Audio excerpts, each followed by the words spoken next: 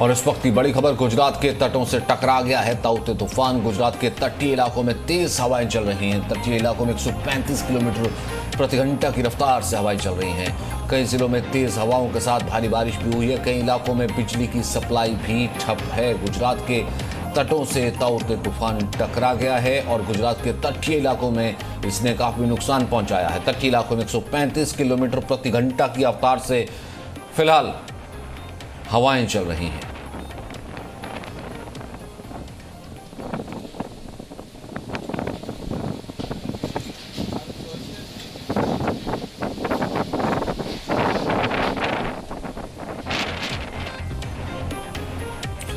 ताउते तूफान का कोहराम लगातार जारी है। लक्षद्वीप से शुरू हुआ ताउते तूफान 1200 किलोमीटर का सफर तय करके गुजरात के पास दीव तक पहुंच चुका है। आज तूफान के असर से गुजरात के कई इलाकों में जोरदार बारिश हो रही है। चक्रवाती तूफान के बाद गुजरात में 1.5 लाख से ज्यादा लोगों को सुरक्षित स्थानों पर पहुंचाया गया है। इससे पहले महाराष्ट्र में भारी तबाही हुई है। रायगढ़ में भारी बारिश हो रही है। जिले में 5244 घरों को इस तूफान के कारण नुकसान पहुंचा है।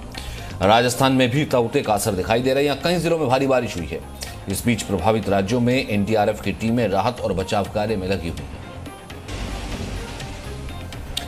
अंकुर इस वक्त हमारे साथ बने हुए हैं। अंकुर, कल जब हम बात कर रहे थे मुंबई में तेज बारिश हो रही थी, लेकिन आज सुबह के वक्त उस बारिश के निशान साफ देखे जा सकते हैं कि शायद उस तरीके का आंकलन नहीं था जैसा नुकसान उसने मुंबई महाराष्ट्र के तमाम इलाकों में पहुंचाया। अब गुजरात पर सबकी नजर है। क्या कुछ इन्फॉर्मेशन ओवरऑल आपके पास है? सचिन, सबसे पहले मैं आपको तस्वीरों से रूबरू करवाता हूं कि कल का जो तूफान आया था या कल जो पास हुआ था उसके बाद हालात किस तरीके के हैं। मैं मुंबई में जो मुंबई एक्सप्रेस हाईवे है, वेस्टर्न एक्सप्रेस हाईवे, वहां पे खड़ा हूं। एक जगह का नज़ारा दिखाने की कोशिश करूंगा जो तूफान की इंटेंसिटी को समझाने के लिए काफ़ी है। और ये तस्वीर एक रिप्रेजेंटेशन है पूरे मुंबई का। ये लोहे का बोर्ड था, ये बोर्ड पूरा टूट कर आधा हो गया है, गिर गया है। गनीमत ये रही कि उस वक्त यहाँ पर कोई मौजूद नहीं था। दूसरा, अब मैं अपने कैमरामैन से कहूँगा थोड़ा सा यहाँ पर दिखाएंगे आपको जो तस्वीरें। पेड़ हैं, बड़े बड़े पेड़, वो टूटकर गिर पड़े हैं यहाँ पर। और कई कारें हैं, कई हाउसिंग सोसाइटीज़ में ऐसी कारें देखने के लिए मिली जहाँ पर कार दब गई हैं और पेड़ बड़े बड़े उनसे नुकसान हुआ है, सड़कों को और घरों को। हाल बस ये गनीमत रही है कोई भी जन क्षति इस दौरान देखने के लिए नहीं मिली। ये तस्वीरें इस बात की गवाही हैं कि कल पूरे दिन, ख़ासतौर पे सुबह के 9-10 बजे के बाद जो एक प्रेशर डेवलप होना शुरू हुआ मुंबई के आसपास का जो कोस्टल इलाका है वहाँ पर, उसके बाद यहाँ पर ये आलम आपको हर गली, हर नुक्कड़ पर देखने के लिए मिल जाएगा। हमारे साथ कुमार पाडवी जी हैं। कुमार पाडवी जी, कल हालात क्या थे आपके इस पूरे इलाके के? और जिस तरह मैं देख रहा हूँ काफ़ी डैमेज हुआ है आपकी प्रॉपर्टी को। ऐसा होता है, पिक्चर में होता है ना, पूरा हवा आता है, टर्नेडो आता है, पूरा वायु इतना बह रहा था और झाड़ पूरे उड़ रहे थे। मेरा बोट टूट गया। हाँ, और अब बस हम इतना है कि कुछ जान का नुकसान नहीं हुआ, बस हम बच गए। पर इतना है कि बहुत क्षति हुई है। जिस टाइम ये सब हो रहा था उस टाइम आपके जहन में क्या चल रहा था, किस तरह का माहौल था? क्योंकि आसपास मैं देख रहा हूँ बहुत ज़्यादा पेड़ है यहाँ पर, बहुत ज़्यादा डैमेज होते हुए हमने प्रॉपर्टीज़ को देखा है यहाँ पर। डर का माहौल था, बस क्या बोलते हैं, कोरोना से बच गए, अभी इससे मरने वाले से लगा, पर बच गए। और क्या, किसी तरह की कोई जान माल की नुकसान, किसी को चोट आई, किसी को डैमेज हुआ? किसी को चोट नहीं आई, बस हमारे जो पेड़ है वो टूट गए, एक गाड़ी का प्रॉब्लम हो गया और थोड़ा सा नुकसान। और प्रॉपर्टी डैमेज हुई थोड़ी सर। प्रॉपर्टी डैमेज, झाड़ी हमारी प्रॉपर्टी है सर। जी, रिसोर्ट है सर। जी। काफ़ी देखिए, ये तस्वीरें मैं आपको इसलिए दिखा रहा हूँ क्योंकि आज भी लगभग, हालांकि बारिश रुकी हुई है, मुंबई से सटा हुआ जो वसई और विरार का इलाका है वहाँ बताया जा रहा है बारिश हो रही है सुबह से। और कई इलाके ऐसे हैं जहाँ पर अभी भी बिजली नहीं है। जो कल शाम से जो बिजली गई थी वो अभी तक लौट के नहीं आई है। मोबाइल टावर्स का भी यही हाल है। कई जो मुंबई में इलाके हैं जहाँ पे मोबाइल टावर्स डैमेज हुए हैं और वहाँ पर आपको इस वक्त नेटवर्क नहीं मिलेगा। तो ये जो पूरा आपको दिखाया जा रहा है, ये समझाने के लिए कि जो इंटेंसिटी थी, ये तब के हालात थे जब मुंबई से तकरीबन 170 किलोमीटर 150 किलोमीटर दूर से ये पूरा साइक्लोन गया है। और अगर ये लैंड यहाँ पर होता तब डैमेज का अंदाज़ा लगाया जा सकता था। और इतना भी एक्सपेक्ट नहीं किया था अंकुर कि जिस तरीके से 170 किलोमीटर दूर से गुजरना था तक कि इतना नुकसान भी फिलहाल होगा। लोग कह रहे हैं कि वो काफी डर गए थे कि आखिरकार ये हवाएं इतनी तेज चल रही हैं, आखिरकार होगा तो क्या होगा।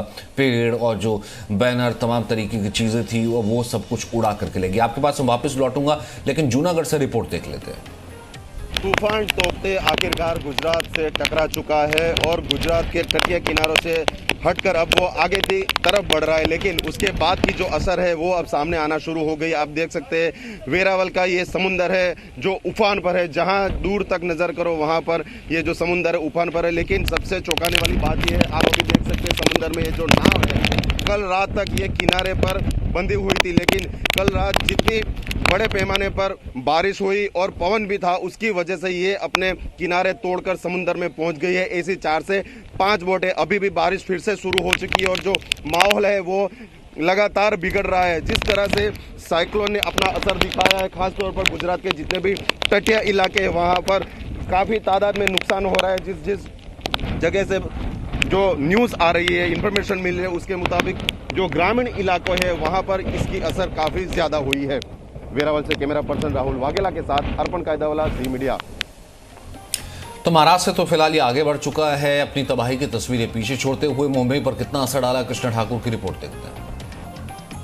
हम इस वक्त मौजूद हैं मुंबई के प्रभादेवी इलाके में और आपको बताएं कि कल पूरे दिन भर मुंबई में ताउते तूफान ने कहर बरपाया है और आपको सुबह का नज़ारा दिखाते हैं। आज मंगलवार की सुबह है, आप देखिए कि तूफान के बाद का ये नज़ारा है।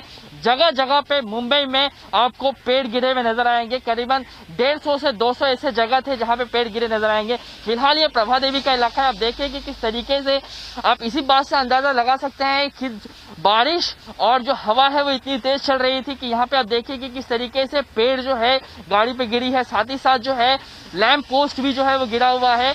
लोगों को किसी तरीके की आवाजाही में दिक्कत ना हो इसके लिए बैरिकेडिंग जो है वो बाकायदा लगा दी गई है। एक जगह नहीं, 2 जगह नहीं, करीबन सैकड़ों ऐसे जगह है जहां पर आपको मंगलवार की सुबह इस तरीके का मंजर देखने को मिलेगा। हालात इस तरीके से मुंबई में खराब थे कि आपको बताएं कि मुंबई एयरपोर्ट जो बिजिएस्ट एयरपोर्ट माना जाता है उसको 1-2 घंटे के लिए नहीं बल्कि करीबन 11 घंटे के लिए बंद किया गया था। सुबह 11 बजे इसे बंद किया गया था, सोमवार की सुबह 11 बजे से बंद किया गया था और रात 10 बजे इसे फिर से जो है वो सुचारू रूप से चालू कर दिया। साथ ही साथ इसके असर को देखते हुए वैक्सीनेशन जो सेंटर्स है वो भी बंद कर दी गई थी। आज का जो लेटेस्ट अपडेट वैक्सीनेशन को लेके ये है कि आज सिलेक्टेड जगहों पे वैक्सीनेशन जो है वो चालू है। आप देखिए कि किस तरीके से आप जहां भी आज जाएंगे इसी तरीके का आपको मंजर जो है वो दिखाई देगा। आज बीएमसी के कर्मचारी जो है वो पूरे रात भर से लगे हुए हैं, लेकिन ये जो आफ्टर इफेक्ट है वो इतना जोरदार है कि अभी भी इस पूरे क्लीनिंग प्रोसेस में कम से कम 10 से 12 घंटे का समय लगेगा। और मुंबई के लिए राहत की बात यह है कि तूफान जो है वो गुजरात की तरफ मूव कर गया है, लेकिन अभी भी जो है सरकारी एजेंसियां अलर्ट पे है।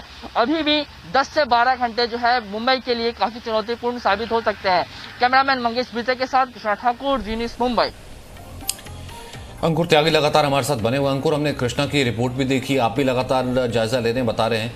कल तक जो आई थी कि लगभग बहुत से ऐसे लोग हैं जो कि समुद्र में लापता हैं, बहुत से मछुआरे थे, बहुत से आम लोग थे, उनका भी सर्च ऑपरेशन चल रहा था। और भी मुंबई के कई कोस्टल ऐसे इलाके और गांव थे जहां पर घरों के टूटने की खबर थी। वहां से आपके पास क्या इन्फॉर्मेशन आई है रात को? देखिए, मैं डिफेंस के हवाले से अगर आपको बताऊं तो वहां पर 4 इस तरह के SOS आए थे जिनको लेकर अलर्ट अपने तौर पे कहा गया था। मैं आपको एक एक का नाम बताता हूं। एक बार्ज P305, इसके अंदर कुल 273 लोग ऐसे सवार थे। इनको बचाने के लिए INS कोच्चि और INS कोलकाता जो युद्ध नौकाएं हैं उनको सपोर्ट वेसल के तौर पर भेजा गया था। अभी तक इन 273 में से 146 लोगों को सुरक्षित बाहर निकाल लिया गया है। दूसरा है बार्ज गैल कॉन्स्ट्रक्टर, इस पर कुल 137 लोग 137 लोग सवार थे। इनको इमरजेंसी जो टोइंग है वेसल वाटर लिली उसको वहाँ भेजा गया था। इसके साथ 2 सपोर्ट और वेसल थे कोस्ट गार्ड के, उनको CGS सम्राट भी वहां पर पहुंचा दिया गया था। आयल रिग सागर भूषण, इस पर 101 लोग अभी भी फंसे हुए हैं। इनको बचाने के लिए INS तलवार को भेजा गया है। और बार्ज SS3 जिस पर 196 लोग सवार हैं, मौसम होते ही इनके जो P81 निगरानी जो एयरक्राफ्ट हैं और हेलीकॉप्टर हैं उनकी मदद लेकर इनका भी रेस्क्यू ऑपरेशन करवाया जाएगा। तो ये 4 SOS के मैसेज थे जिनको कोस्ट गार्ड और इंडियन नेवी मिलकर इनका रेस्क्यू किया है और अभी इस वक्त ये प्रोसेस चल रहा है। इसमें थोड़ा टाइम और लगेगा कि सी बहुत रफ है, सिचुएशंस बहुत अभी क्रिटिकल हैं। फिर भी जो भारतीय नौसेना है और भारतीय कोस्ट गार्ड है वो मिलकर इस पूरे ऑपरेशन पर 4 अलग जगह पर ये ऑपरेशन कर रही हैं। और जो नुकसान की खबर जो कोस्टल जगहों से आई है, घरों के नुकसान और जो बाकी और नुकसान की खबर? देखिए, जो नुकसान की बात कर रहे हैं, ये रायगढ़ का इलाका है। रायगढ़ में एक शख्स की मौत भी हो गई है, इसमें कुछ 3 से 4 लोग इसके अंदर जख्मी भी हुए हैं। हालांकि 1-2 मवेशी भी का नुकसान हुआ है, लेकिन बहुत ज़्यादा बड़े पैमाने पे नहीं हुआ। उसकी वजह ये रही कि 30 से 32 वो गांव जो कि कोस्टल इलाके में पड़ते थे, उन सभी को खाली करवा लिया गया था। उनके लिए एक अलग से शेल्टर होम्स, अलग से जो दूर इलाके थे वहाँ पर बनाया गया था। इसलिए वो जो डैमेज एक्सपेक्टेड था उसको होने से जो NDRF की टीम है और जो लोकल एडमिनिस्ट्रेटिव बॉडी है उन्होंने बचा लिया है। फिलहाल उनको बचा लिया गया है और ये है। और अगर ठीक है, अविनाश इस वक्त हमारे साथ एक और हमारे सहयोगी जुड़ रहे हैं। अविनाश, आपके पास क्या इंफॉर्मेशन है? जी बिल्कुल, देखिए मैं उदयपुर से हूं और उदयपुर संभाग की अगर बात करें तो यहाँ पर पहले से ही प्रशासन ने अलर्ट जो है वो डिक्लेयर कर लिया था और उसको लेकर तमाम तैयारियां यहाँ पर पूरी कर ली गई। उदयपुर की बात करें तो बीती रात यहाँ पे 3 से 4 घंटे तक मध्यम से तेज बारिश हुई। जो संभाग का डूंगरपुर जिला है वहाँ पर मूसलाधार बारिश जो है वो हुई थी और बड़ी बारिश वहाँ पर हुई थी। और अभी जिस तरह से मौसम बना हुआ है, मैं आपको मौसम बताऊँगा। अभी भी उदयपुर के आसमान में बादल छाए हुए हैं, हवाएं जो है वो लगातार बह रही है। मैं फतेह सागर झील के किनारे हूँ और यहाँ पर आप देख सकते हैं कि पूरी झील में लहरें उठती हुई दिखाई दे रही है। जो अरावली पहाड़ियाँ हैं वो पूरी तरह से बादलों से ढकी हुई है। अलर्ट के चलते प्रशासन ने अपनी तैयारियां पुख्ता कर ली है। जो संभागीय आयुक्त राजेंद्र भट्ट है, उन्होंने पहले ही संभाग के तमाम 5 जिला कलेक्टर्स और अधिकारियों की बैठक ले ली थी और उसके अलावा जो कलेक्टर्स ने वो अपने जिला मुख्यालय के तमाम अधिकारियों की बैठक ले ली है। उदयपुर जिला कलेक्टर चेतन देवड़ा ने तमाम जो सरकारी कार्मिक हैं उनकी छुट्टियों को रद्द कर दिया और उसके अलावा जो हेल्थ डिपार्टमेंट है उसको PWD डिपार्टमेंट को पूरी तरह से अलर्ट मोड पे रखा गया है। जिन हॉस्पिटल्स जहाँ पर कि कोरोना संक्रमित मरीजों का उपचार हो रहा है उन हॉस्पिटल्स को विशेष दिशा निर्देश दिए गए हैं। वहाँ पे जो DJ लगे हुए थे उनकी पहले से ही जाँच कर ली गई है और साथ ही उनको निर्देश दिया गया है कि आप अपने पास में डीजल का स्टॉक पूरा रखें। अगर ताउते के असर से विद्युत व्यवस्था लंबे समय तक बाधित रहती है तो कोरोना संक्रमित मरीजों के उपचार में किसी तरह से लापरवाही कोताही नहीं हो, ताउते का खामियाजा उनको नहीं उठाना पड़े, उसकी यहाँ पर विशेष तैयारी की गई है। साथ ही उदयपुर जिले में पड़ोसी राज्य गुजरात से ऑक्सीजन की सप्लाई होती है, लिक्विड ऑक्सीजन की सप्लाई होती है, वो निर्बाध रूप से रहे उसको लेकर पुलिस अधीक्षक डॉक्टर राजीव पचार ने 40 पुलिस जवानों की एक विशेष टीम बनाई है और साथ ही SDRF की 2 टीमों को भी तैनात किया गया है ताकि रास्ते में गुजरात से उदयपुर पहुंचते समय ऑक्सीजन में कहीं पे भी अगर कोई पेड़ गिरते हैं या इस तरह की कोई